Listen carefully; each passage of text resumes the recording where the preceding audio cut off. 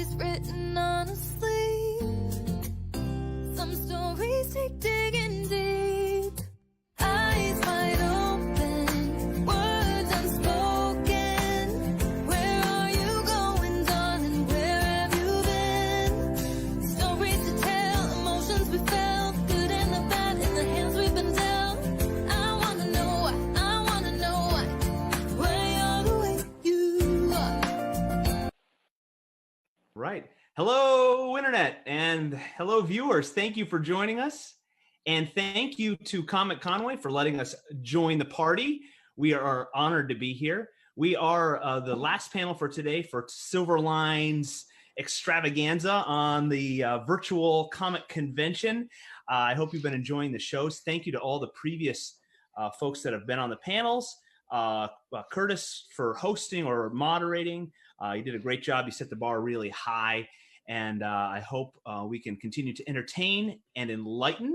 We are Silverline, as I said. We are an independent comic book publisher. We are a genre-spanning independent publisher, and we have a great batch of stories.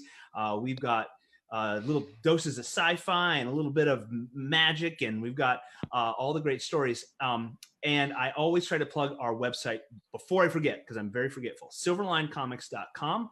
Head over there after this so you can enjoy the show, but go over there, and almost all of our titles are there right now, except for the two newest, Trumps and Cat and Mouse #3. Those are currently being printed by Kablam Digital Printing. That is co-owned by Tommy Flormonti, if you were watching the previous panel, and those will be in folks' hands soon. We have a panel of experts here, and full disclosure, I don't have the bona fides. I would put myself in the almost nobody category, and so I'm surrounded by greatness. We've got experts. I'm not one of them. I'm surrounded by greatness.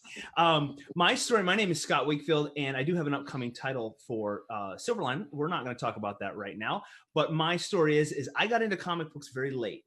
So I've always liked writing. I got my degree in writing, and while I was doing that, comic books and Roland Mann really opened my eyes to the medium. I've always loved them. I've never been. I was never. Everybody has their story. They were reading them in the crib, in the hospital. You know, they just born, and they're reading comic books. But I did not immerse myself, and now I am, and I'm catching up. So I don't want to talk the whole time because these guys have lots to say, and we've got titles to cover. So the panel today is we've got 3 titles here. We're going to talk about Friar Rush, and I'm holding a Kickstarter exclusive edition. Ooh, I feel special. Twilight Grimm, another Kickstarter special edition. All right. And then I do not have something to show for Sniper and Rook, because that is on the way.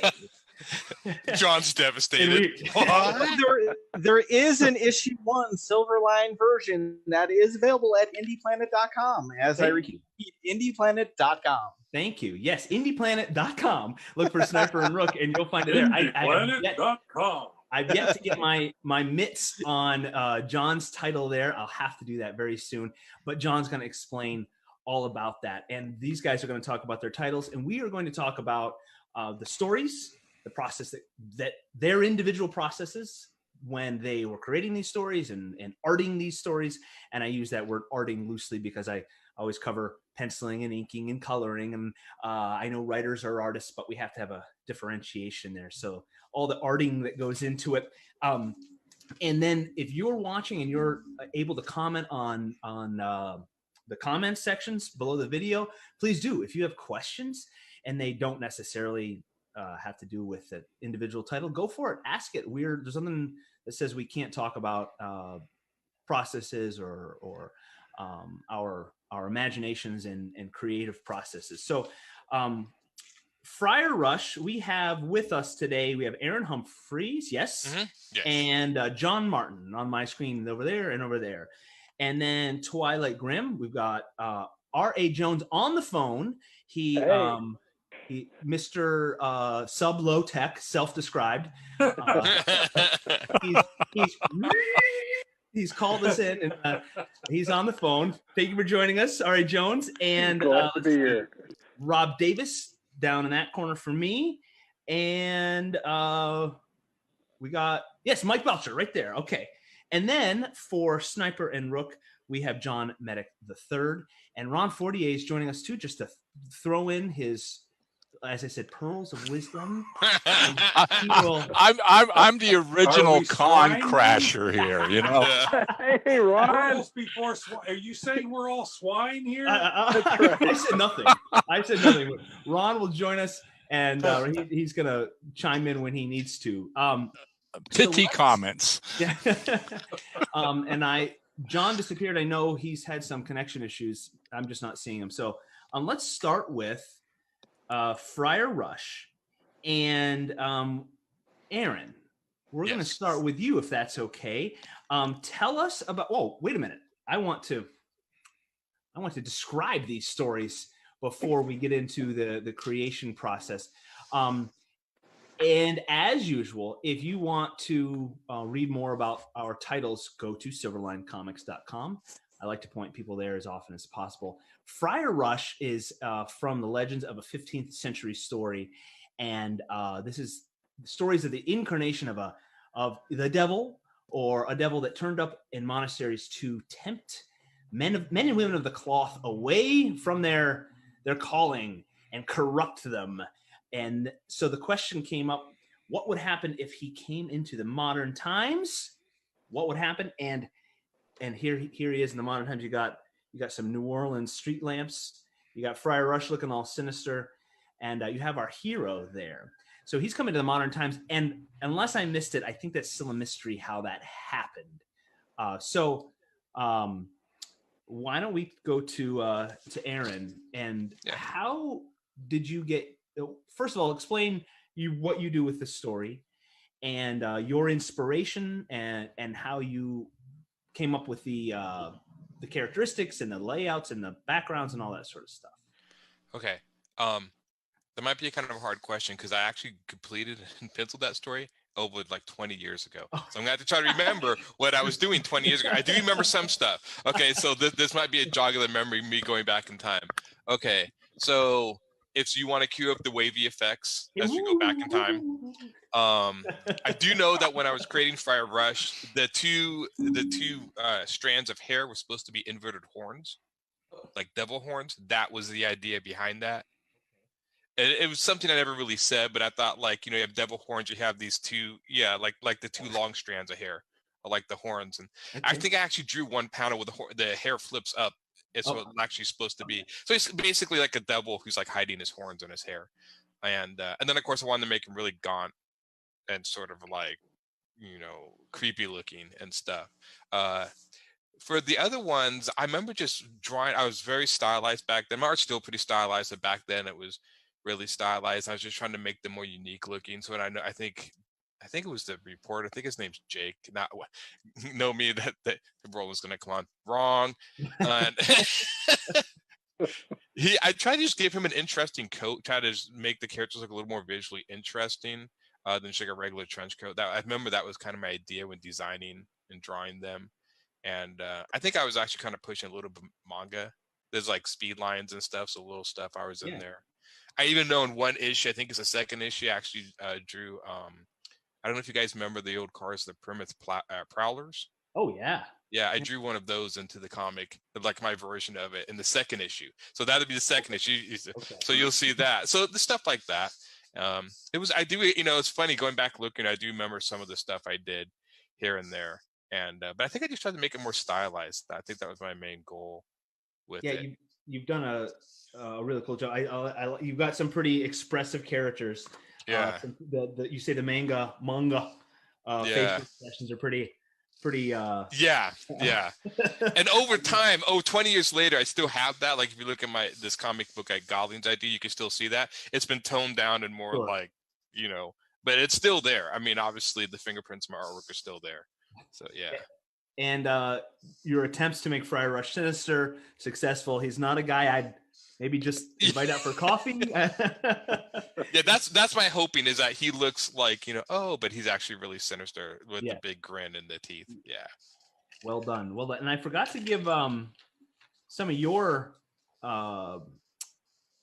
credentials here, and I will allow you to talk too. I want you guys to talk about yourselves a bit. So, yeah, you are self-described lover of cartoons and action figures from youth, and X-Men was what got you into comic books. Yes, that was my first big jump into comics, X-Men, and then I think followed shortly by like Appleseed, which is Matsumi Shiro's Appleseed, which is a manga. Which I met one of my best friends over. In school, he found that we liked the same comic, and then we're still friends to this day.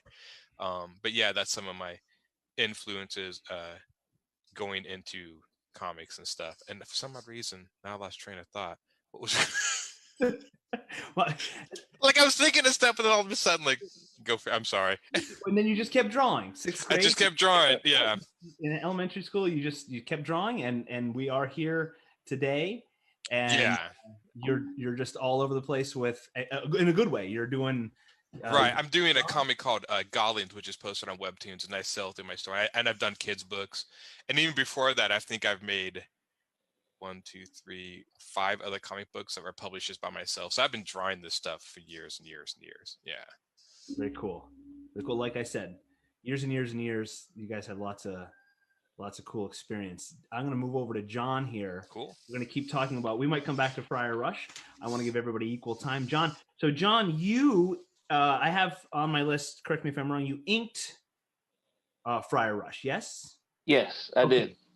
And what was special about it? I know every book has a little different feel to it. Anything that you did special for this one that's worth noting? Well, it's my first. Well, Friar Rush has ended up being my first full 20-page book I've inked, and also is also one of the first books that I have a published cover on. So it kind of fit 2 categories there.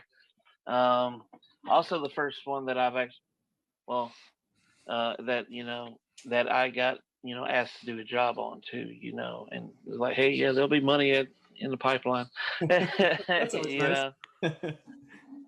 I was like, all right, sweet. And like I said in the last stream, it kind of went, it was people that had been critiquing me and all, in Roland's ear, Dean Zachary, Mitch Faust, and Roland looked over my inks and was like, hey, you want to give this a shot? And I actually get my inks. You can actually look from page 1 to page 24, and you can see the improvement in my inks throughout just in that book.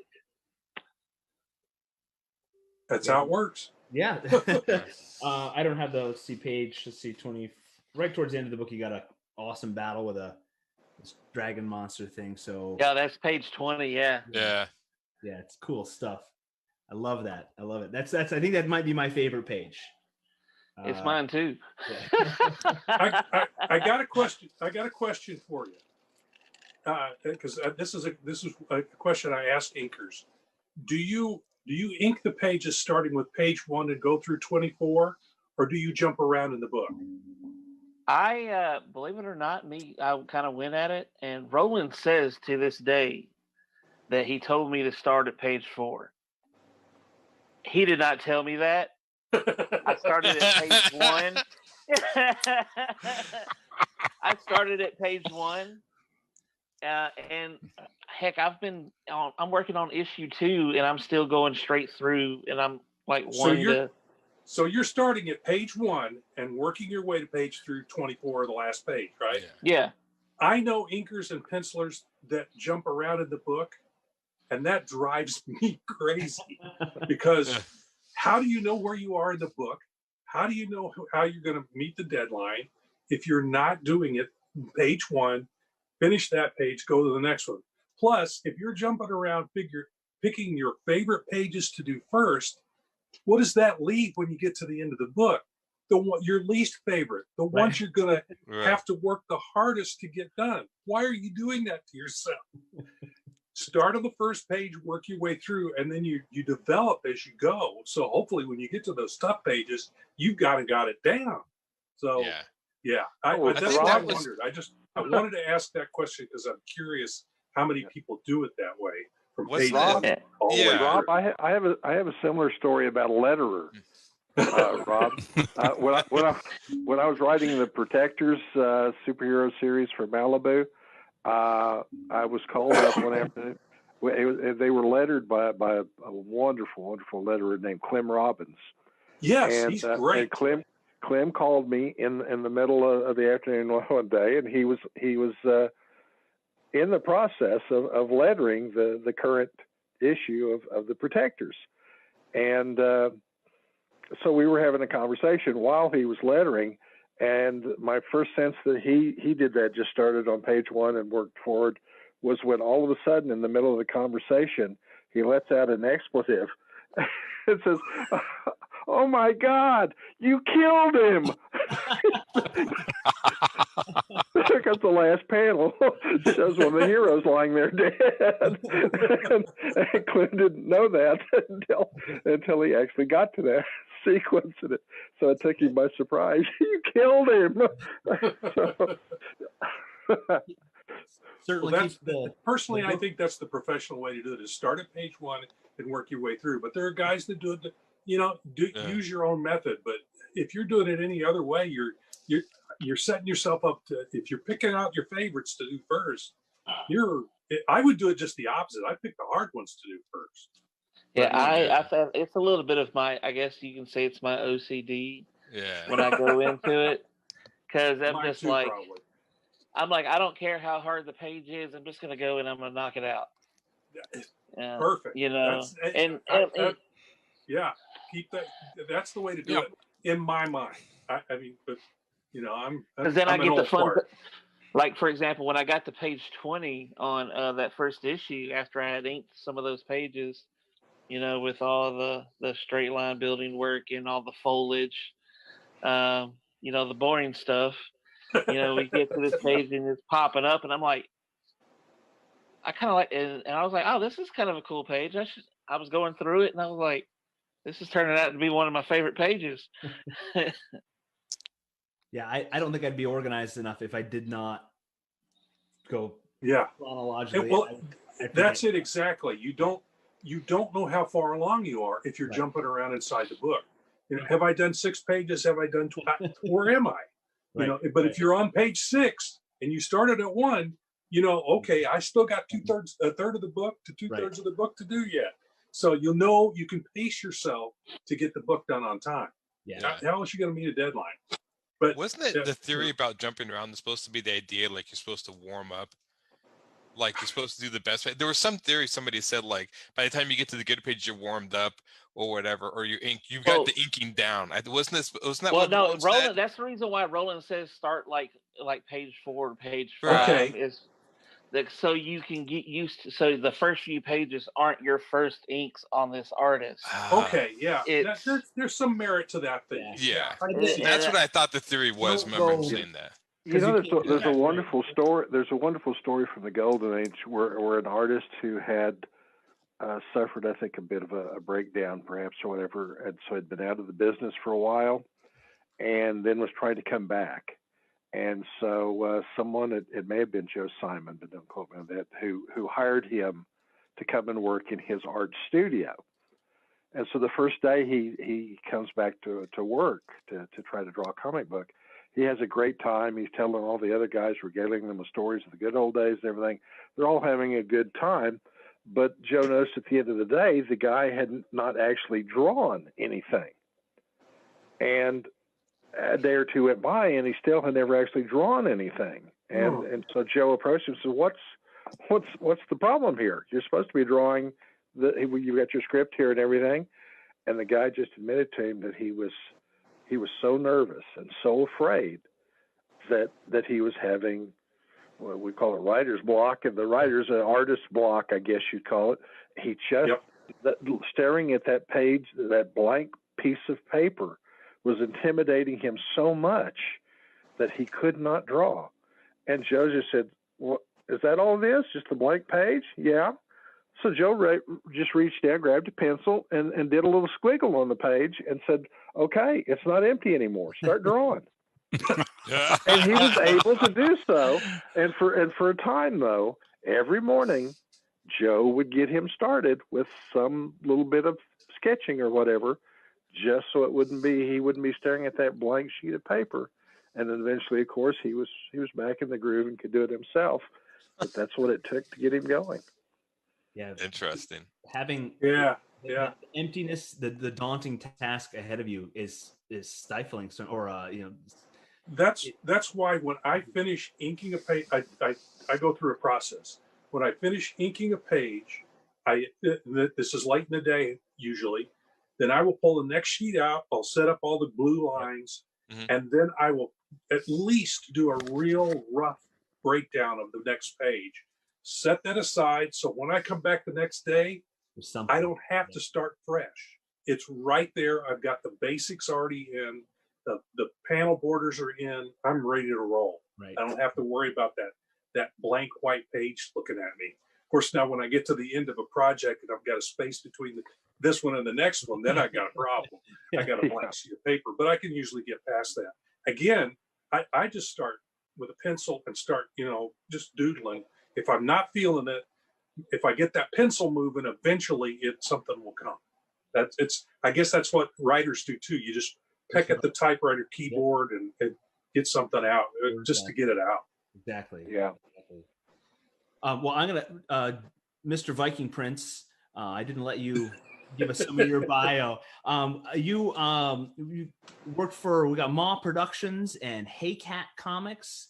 I did a little bit of work. I did some inking for Maw. I haven't really mentioned that a whole lot because it hasn't come out. It just kind of I totally forgot that's still there. And the same thing with Hey Cat. I inked a cover for Larry, has been a cool guy, and it hasn't come out, so I haven't really mentioned that because the work's not there.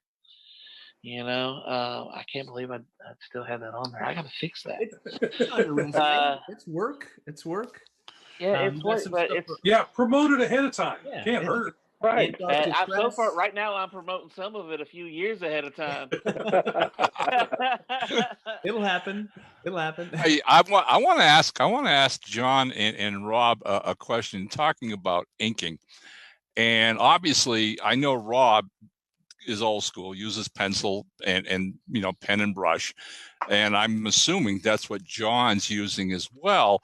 I'm kind of curious what their thought is, because obviously a lot of this is now becoming digital. There are a lot of great software programs on the computer, and especially inking, I think a lot of guys are going to digital inking. What are your thoughts on that? I think, I'll let Rob go first because he's got the tenure. I've got tenure, yeah. I'm only a couple You're years older, You Rob. could get tenure in inking. Well, yeah.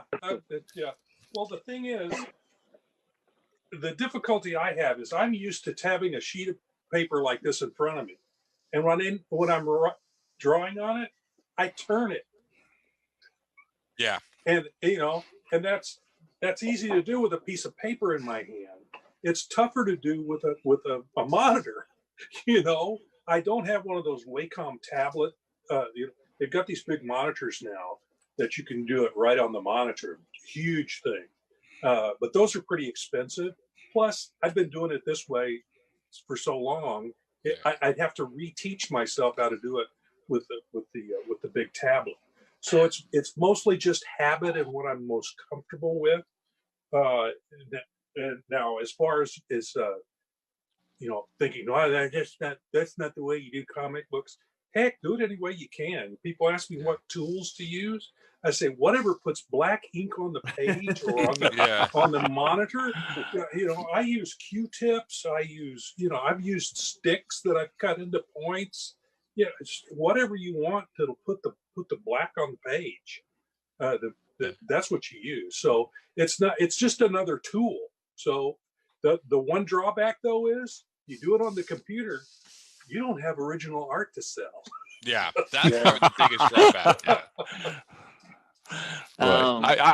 I'm just seeing that as time goes by, we're seeing a lot less like lettering, for example. Let's get to that. Yeah, I think don't do it by hand anymore. there we go. So that's Yeah. the point I'm getting at. And Rob and I have a few friends that we know. Guy Davis, who lives here in Colorado, does most of his work on a tablet now.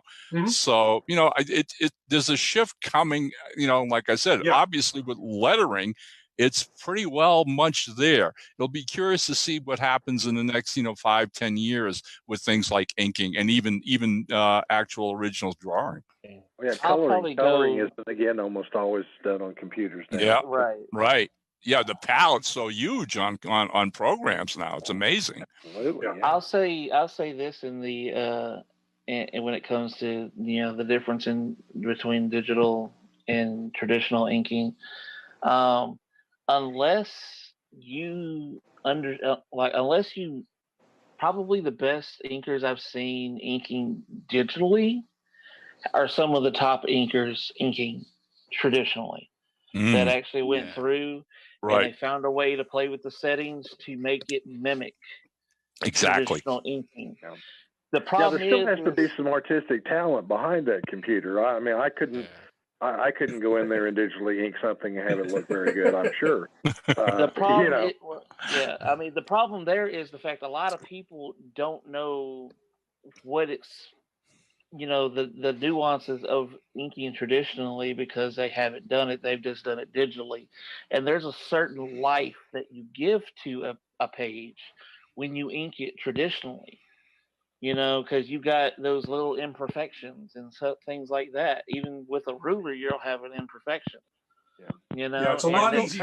I feel that way about writing, mistakes actually. I still write. My first draft is still done on paper with pen, and part of the reason for that, besides just the way I've always done it, is that it makes me feel more connected to the work, to what I'm writing. It feels more like the words are flowing out of me and down onto the page. That's a feeling that you don't get that by just typing those into your computer or typewriter or whatever. Right. And there's that line correction setting that they have in a lot of programs now, where you can draw a line and you see it come out kind of shaky, but it straightens it up for you. Yeah. And that takes away some of that life in that line. And sometimes if it's not set right, you take away a lot of even some of that variance in that line weight that you're trying to throw down too, which is so much easier to. In my opinion, it's so much easier to throw down with a brush than it is on a tablet. Yeah. Gentlemen. Yeah, which is pressure rather than, with a brush, it's how you hold the brush. And of course, it is with the tablet too, but it's usually pressure that changes as you're drawing something. Some of them have you guys ever talked to an aspiring artist and got the sense that they at least kind of unconsciously believed that it was the type of pen or pencil you used that made you a good artist or not? Yeah. So that if you would just tell them the right pencil or pen to use, then they too would be a good artist. The magic feather, right? For to apply. Gentlemen, we got to talk about big black areas. That's right. I want to those blacks. move on to Twilight Grimm. All right. So we've got three gentlemen here. We've got Ari Jones there in the middle. We got Rob Davis in the middle for me, Ari Jones on the phone, and Mike Belcher. We haven't heard from you, Mike. Let me get. You've been quiet. So I like to listen. Twilight Grimm. Here we got Twilight Grimm here. We got a city bisected by a wall. And one side of the wall, we've got the upper middle class, respectable people. And then on the other side, a depraved sector called the Blood Zone. There's the poor and the homeless, the physically disformed and so forth. And then the hopeless. I like this line. I'm stealing this from our website. Hopeless and helpless. I like it. And there dwell the vampires. The vampires are allowed to do as they please on that side. And they have run rampant, except now there is an individual named Twilight Grimm who is going to mete out justice of some form or another. And Mike, I know you like to listen. You are the letterer for this. What were your thoughts on this story? And tell us what you wanted to happen with the letters. And I know that's a broad statement for almost every comic book you letter in. But is there anything special you wanted to do, placement and style wise, with Twilight Grimm? I certainly didn't want to cover up great storytelling. Yes. Which Rob definitely did with this. I think that I try to leave he did room. an excellent job. Huh? I try to leave room. Yeah. You left plenty of room, definitely. But you did a wonderful job. And I thought the story by Mr. Jones was great. I thought it was a nice, interesting play on vampires and class structure. But as far as the lettering goes, I kind of approach it the same way I always do. I just don't want to mess with what's there. I want to make sure that you're kind of getting the storytelling and it's very clear, and both by the actual the words along with the artwork. It's like I said in our previous panel. If you notice my work, I did my job wrong. My hope is by the end of it, you got everything you need. I kind of see myself as the glue between the writing and the art, and trying to connect the audience. But as far as that goes, I make sure that everything's nice and clear and nice and clean. And I get out of the way when I need to. That's the best lettering. Yeah. It's a great job. Because you're right. Because any part of a story, whether it's motion picture or to a novel, if there's something that's jarring that pulls the reader or viewer away, that messes everything up. You don't want them to leave the fantasy world, the world that they're in. And lettering is often overlooked because of good letterers like you. And lettering is itself an art form as well. And absolutely. And the good, the letterer, the fan doesn't see this part of it so much, where the writer depends on the letterer, not just to put his words down on the page, but to put them down the way he wants them to be put down, and to help him achieve certain effects with that lettering by making it larger or distinctive in some way, so that it looks different from other word balloons or whatever, and so forth. And so it is as collaborative with the writer as it is between the writer and the penciler in some ways. And you can tell just at a glance that Mike, of course, has done a terrific job. Well, I have to agree with Scott's statement earlier. Okay, it's about the elements of the whole, and you don't want anything that's going to jar you out of that. And I think lettering, again, I think we all agree, lettering is that one element that the average fan won't appreciate. And one of the examples I like to give to that, another version of an element that should be there but not be, obtrusive, is when you go to a film and you see a good film and there's a music score in the background. Well, the music score is going to help enhance emotions for this scene or that scene or whatever, but it has to be subtle. You can't get jarred out of a scene with a bombastic orchestral motif that doesn't fit what's happening in the scene. And honestly, all right, I'm a firm believer, and this has taken me years of my own career writing, comics over the years, to slowly begin to appreciate that connection that lettering brings. It does tie the art and the story together beautifully. And when it's done properly, it is what makes the comic book. Absolutely. Yeah. I got a cool page here with some great examples. You've got, he's obviously shouting here. That's some shouting. But you've got some great examples of the overlap and then dialogue that makes sense. I hate getting to a page and not knowing, do I go this or do I go this way? That's what good letters do. That's a great example. You mentioned one instance there. It's on page 12 of issue 1, where Twilight Grimm is standing on the steps of the church holding a cross up and yelling "Sanctuary," and that was largely inspired by a scene in the wonderful motion picture version of The Hunchback of Notre Dame. Oh yes, That starred Nice. Charles Lawton Mhm. and Maureen O'Hara when Quasimodo rescues Esmeralda from a mob and carries her up to the walls of the Notre Dame Cathedral and just stands there holding her, shouting down at the crowd, "Sanctuary, sanctuary!" and yeah, Rob with his art and Rob Mike showing with some lettering visuals. helped That's cool. me recreate that scene just the way I wanted it. Love it. I tell you a horror story about lettering gone awry.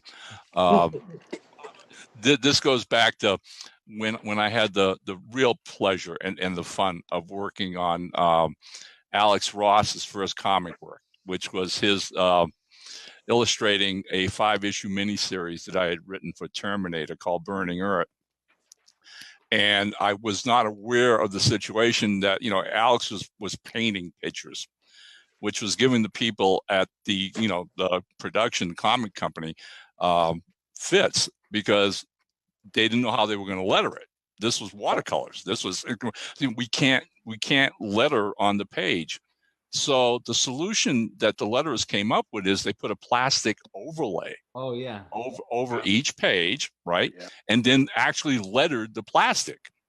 Okay, well, all well and good until issue number 5, when somehow in shipping to the presses, 2 of those overlays got swapped around. Oh.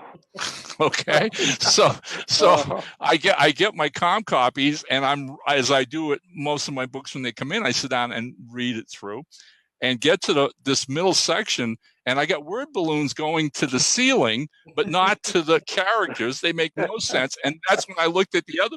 Oh Lord, they swapped them around.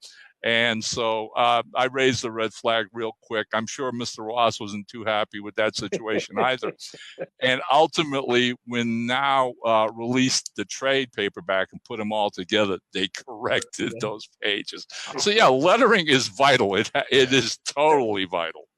Hey Ron, I remember buying that book, or Terminator Burning Earth 2, off of the racks. That was my first introduction to that issue. So I remember buying it off the racks at 7-Eleven. Small world. Pleasure to meet you. That's so cool. Same here, John. Thank you. All right. I mentioned the great letter to Clem Robbins earlier. Another example of the relationship he and I had, and it was a mini-series I'd written with the classic old legendary character Sinbad. And there was a sequence where some sort of monstrous creature Sinbad managed to topple him off a cliff, and he fell to his death. And as this monster falls to his death, he's kind of growling / screaming as he falls.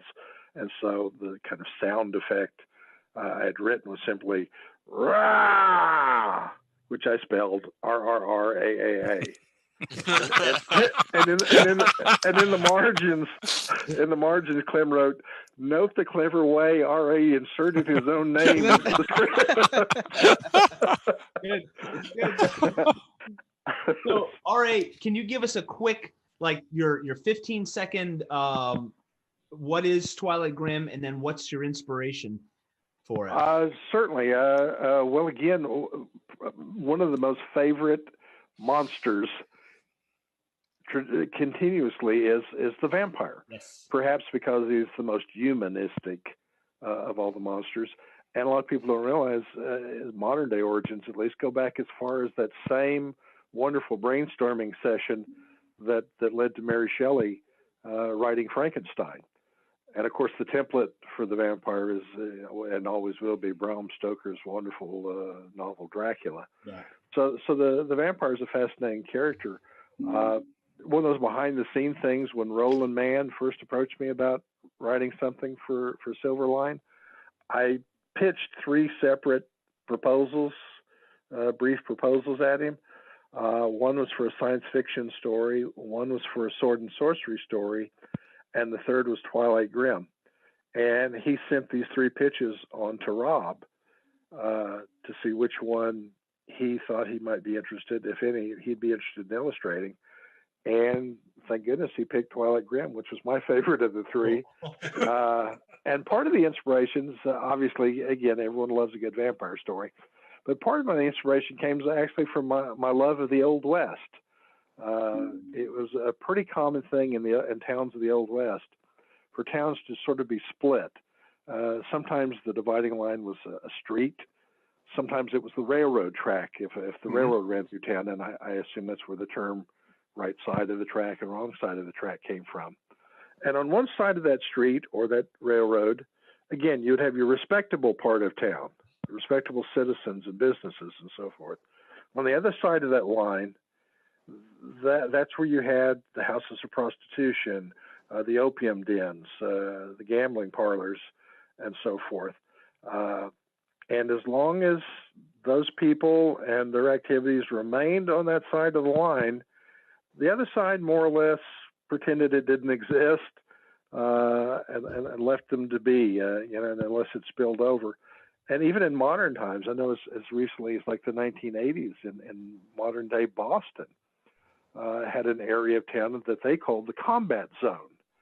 And a lot of people watching and listening to this have probably heard of areas referred to as like red light districts and so forth. So I took that and applied it to a modern day setting where, as you mentioned, we have a city called Hallowed Heights, where at one point, 20 years ago or so, there was an actual outright war between the human beings and the vampires, and an uneasy truce was reached whereby they decided to build a wall through part of the city.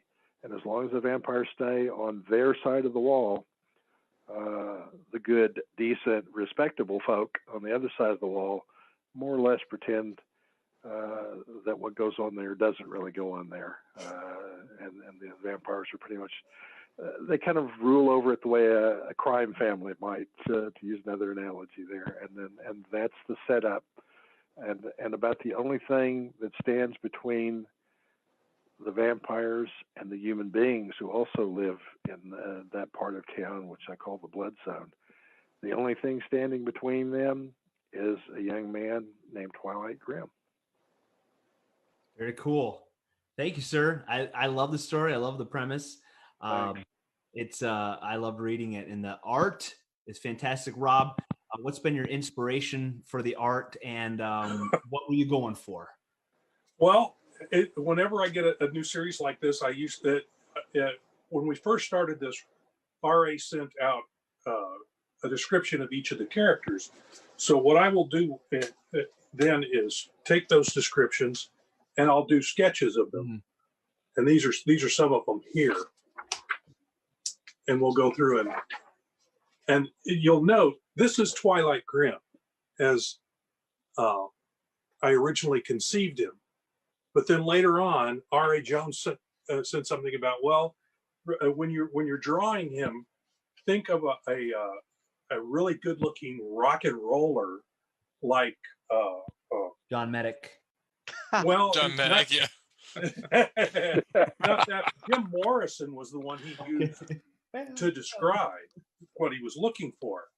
So I went, okay, well, I'll just put Jim Morrison's head on this costume that I've drawn. So I went to the internet and I pulled down some pictures of Jim Morrison, and that's the basis for what Twilight Grimm looks like himself. Now the rest of them are from the descriptions that RA gave, and they're that he described the type of character they were. So I would design a look and a feel for them. And then I did up a sketch like this so that later on when I'm actually drawing the book, I can make reference back to these so the characters will remain consistent throughout. Now they will change some as the book goes along because I will get more and more comfortable with how to draw them, and they will change a little bit in their look because of that. But it'll be a gradual change of some sort. But that's my quote unquote inspiration for those. And then of course, as you go through the story, you have to figure out, okay, well, this particular scene is very more realistic. So I'm going to be very careful about how I draw the details in this, make it very realistic. But other times it's kind of bombastic and a little overblown, so you get a little more cartoony. It's knowing how to play all the grammar in comics is up to the style that you use, and that storytelling, angles of the camera and such, to give you the feeling for the particular scene. And this brings to mind a thought I had when we were talking about lettering earlier. It's interesting that the comparison between a composer doing the soundtrack for a movie and the letterer. So it's interesting. I'll now be thinking from now on that the letterer is composing the emotional center of the scene along with the images. So he's kind of the music composer of the piece here. So he could kind of set the pace. So yeah, that's something I hadn't thought of before, but that's a very apt You know, something else too with the artwork. Now I didn't do it here. Rob and I, thank goodness, have collaborated on many projects for better than 30 years now. So I don't know. I don't remember if I've ever done this with him before, but occasionally, especially back in the old pen and paper days and mailing everything to everybody, I would occasionally, when I would create a new book or just a new character, even though I'm not an artist by any stretch of the imagination, other than a writer artist, I would actually occasionally sometimes draw character sketches myself that I would include with the scripts, et cetera, to the artist, not intending for them to slavishly follow it, but because I felt like that would give them an even better idea of what look I was wanting, what I was trying to go for.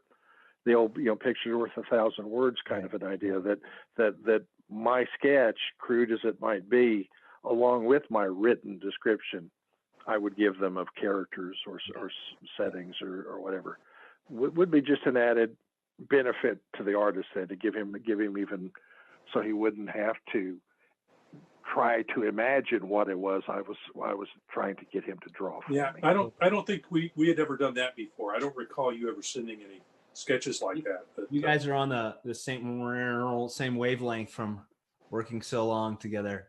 Well, absolutely. we worked for a long time on a book called Scimitar for I guess it was Eternity, which was a subset of Malibu at the time, and we would have sometimes hour-long conversations on the phone, or he would send. And back then we were, this particular book is done full script. Yeah. And the reason for that is when RA came up with this idea, he goes, "Well, Rob, do you want to try and do it like we did with Scimitar back in the day, where we did it quote unquote Marvel style, right, where he would break down the story into beats, page beats, and then I would come in and actually tell the story, and some sections I would stretch it a little bit, others I would compact it. But because we hadn't worked together for a while, I went, no, I want full script on this, so that the RA's beats get transferred. Right. We hadn't worked together in a number of years, so I didn't feel that we necessarily had that. But I really like the way we're working on this now. This is working very well for me. That's really good. But that's the difference between back then and now, is that we work more. On. We got 5 minutes left, and I don't want to leave John out. Yeah, let's. We got Sniper and Rook. An hour. Sorry. Oh my God, I love listening to you guys. Though, Yeah. Rob, what you were talking about with the lettering and the soundtrack. Oh my God, yeah, you're absolutely right. Yeah, it's the soundtrack one of the things. Of the comic. One of the things that would kill a book is horrible lettering. Yeah. Yep. And so, I mean, it doesn't matter how beautiful it is or how wonderfully written it is. Google this sometime. You can find it up on YouTube. It's a scene from Return of the Jedi, and they changed the soundtrack. And it's like, why soundtrack matters. And so, if you remember Return of the Jedi, Darth Vader is walking off the Imperial shuttle, and there's the Imperial guy there, all like terrified. But they changed it to Spandau Ballet's True. So it's like, da, da, da, da. So it's like Vader's approaching them and they're in love. And it's just like, oh my God. So yeah, soundtrack matters, lettering matters. And what you guys were saying about that, and RA was talking about even sending, sketches and stuff. I don't draw, but Scott will use this as the lead-in for Sniper and Rook, if that's okay. Yes, go for it. A lot of the times when I work with artists, because I've been blessed to be able to work with some fantastic artists, and I don't want to name drop because it'll sound like I'm just name dropping. But like everybody that I've worked with, if anybody that I've worked with is watching, thank you for bringing the project to life. Thank you for putting your life and energy into it, because I can't draw my way out of a paper bag. I can't even draw what a paper bag looks like. So you will see a whole bunch of art. Scott, can I share my screen? Go for it. Yep. All right, cool. And I know we only have a couple minutes, so I will give everybody the quick version of the PowerPoint presentation here. Do you guys see just the main screen, Sniper and Rush, Beta 3? All right, so Beta 3 Comics is how I've been publishing for the last 20 years. It's now Beta 3 Studios. Since Beta 3 has worked with Silverline, universes are getting integrated. Sniper and Rook are two covert government operatives that work for the government directly underneath a general, and they do the missions that only they can or only they will be willing to do. So think action adventure, think spy, espionage. I heard the other day that the worst thing you can do is say, my book is like this, but for lack of time. If you like anything from Mission Impossible to the Bourne movies to TVs like humorous to a point, Chuck and Burn Notice, you'd find yourself right at home with Sniper and Rook. I'm sold by the DeLorean. Yep. You know, undercover, don't draw attention, right? Yeah, Jack has a beautiful DeLorean. That is his car. That is his baby. You'll see there's a lot of 80s refs in here because they're very much both parts of me. She is definitely my smarter part. He is definitely my more dumb part. You know, impetuous, kind of jumping into things. She's the more analytical. So these I have always affectionately referred to as my first kids. The reason why I had them up first on the first page, not only because the DeLorean is awesome, but because I found myself more and more not writing the Sniper and Rook as characters, but as Jack and Rebecca as people who had their own individual personalities. So as we're going through, and I'm hoping, okay, I'll click on that and see if that'll bring up the next slide. My system's running slow. I apologize. Okay. That's why I left earlier. My system completely crashed. Here we go. So Sniper and Rook, very patriotic. The first story arc deals with the White House being taken captive, are being taken, basically infiltrated. President being taken captive. International hijinks ensue. That was their first mission. The picture on our left-hand side is from issue 11, which culminates a lot of stuff from multiple story arcs throughout the premiere issues. The first 5 issues are collected in the trade paperback collection, which will be available again on indieplanet.com. And issue 1 is available now under the Silverline banner on indieplanet.com. The full first 5 story issues tell the first story arc on their inaugural mission. It is a lot of fun. One of the things that was important is, like I said, you know, I show them in character, uniform out if they're covert. You know, that's why they have simple jackets and masks. You know, take the mask off, leather jacket, bam, you're on the street. Leonardo Gandam did the art here for the picture on the left. He is an artist who I'm going to be working on even more upcoming. I was very, very lucky to work with John Mallon years ago, who did a whole issue for me.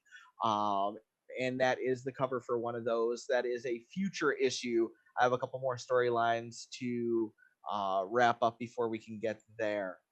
One of the things that we know that it is important for heroes to have villains that match them. Again, John did this piece for me, Sniper and Rook versus Sight and Scope, which are essentially the anti-Sniper and Rook. Very much like a Spider-Man, where they have something shared in the past or in common. They do as well, but what is that? We don't quite know. Sight and scope, though, are very, very important to the Sniper and Nook mythology. And if you look behind me, they're even right here on the banner, which is a clearer picture here. And then to wrap up with the last full slide, I also know that any book also is essential to have important supporting characters. In the background there, we have a very mysterious character named Ripper, who has appeared and is coming back, gets his own limited series, hopefully coming out sometime next year. Anti-hero to a degree, hero to another degree, mystery to a large degree. And the last one, auctioneer mode here. When I designed Sniper and Rook, and so I showed you this stuff, right? I showed you, okay, they got guns and they got swords and they got military and they work for the government and all that stuff, and there's a general. And now, alien? What the heck's an alien doing here? I really designed Sniper and Rook the way I did because I wanted to be able to play in different genres of writing, and I wanted it to all make a lot of sense. So coming from the X-Files generation, it made a lot of sense. Mulder and Scully one day was working in, the whole mythology of, the cigarette smoking man and Alex Krychek and all of the espionage, but then they also had the monster of the week. And it made sense because they were government operatives. What does the government have their hands in? Everything. So where could Sniper and Rook find themselves in any specific issue? Anywhere, doing anything. So that's a brief overview of some of the wonders of the world of Sniper and Rook. I have a lot more coming out with Sniper and Rook and the greater shared Silverline universe of characters in 2021. It is going to be a most excellent year. Thank you, John. And thank you, everybody. We are past the time.